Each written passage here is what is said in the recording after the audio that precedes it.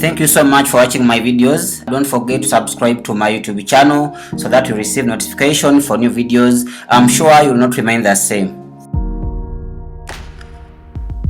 Preface of How to Live on 24 Hours a Day. How to Live on 24 Hours a Day by Arnold Bennett. Preface. This preface, though placed at the beginning, as a preface must be, should be read at the end of the book. I have received a large amount of correspondence concerning this small work, and many reviews of it, some of them nearly as long as the book itself, have been printed. Scarcely any of the comment has been adverse.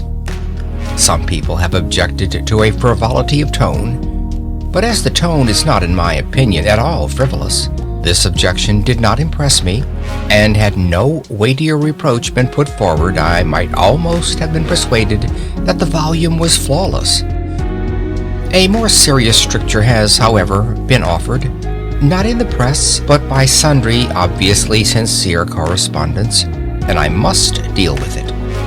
A reference to page 43 will show that I anticipated and feared this disapprobation. The sentence against which protests have been made is as follows, quote, "In the majority of instances, he, the typical man, does not precisely feel a passion for his business. At best, he does not dislike it. He begins his business functions with some reluctance as late as he can, and he ends them with joy as early as he can, and his engines, while he is engaged in his business, are seldom at their full HP." Close quote. I am assured, in accents of unmistakable sincerity, that there are many businessmen, not merely those in high positions or with fine prospects, but modest subordinates with no hope of ever being much better off, who do enjoy their business functions, who do not shirk them, who do not arrive at the office as late as possible and depart as early as possible, who, in a word,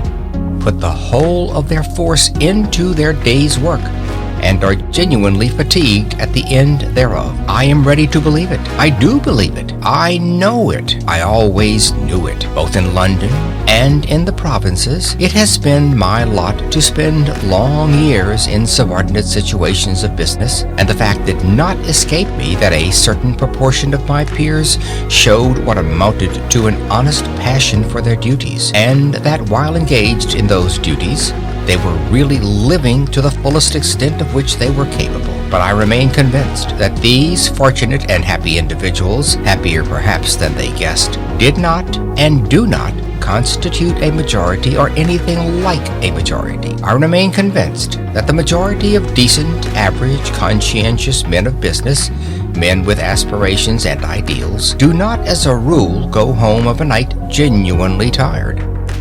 I remain convinced that they put not as much but as little of themselves as they conscientiously can into the earning of a livelihood, and that their vocation bores rather than interests them. Nevertheless, I admit that the minority is of sufficient importance to merit attention, and that I ought not to have ignored it so completely as I did so. The whole difficulty of the hard-working minority was put in a single colloquial sentence by one of my correspondents.